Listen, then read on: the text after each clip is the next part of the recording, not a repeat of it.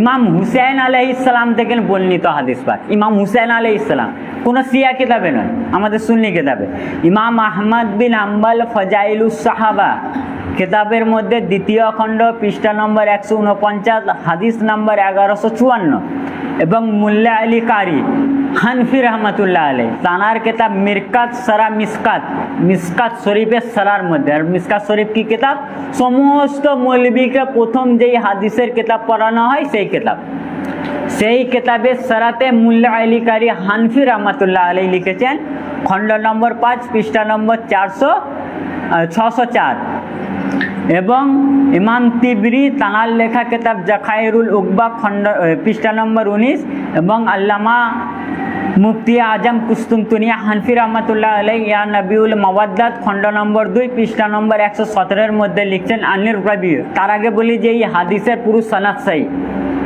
এই হাদিস যে হাদিস পাকটা আপনাদের সামনে শোনাবো এর হাদিসের সনদ সহি, কেউ জরাও করতে পারবে না।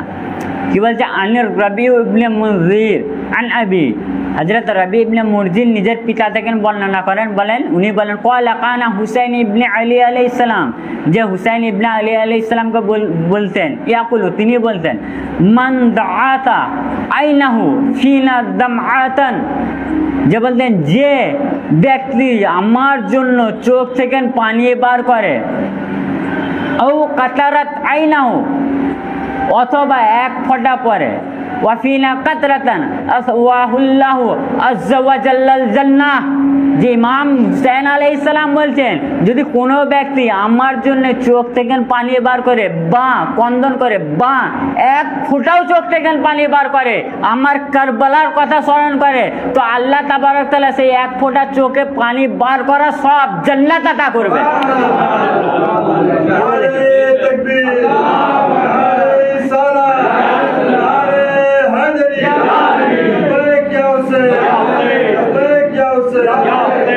বলেছে ইমাম হুসাইন আলাইহিস সালাম বলছেন যে আমার জন্য যদি কোনো ব্যক্তি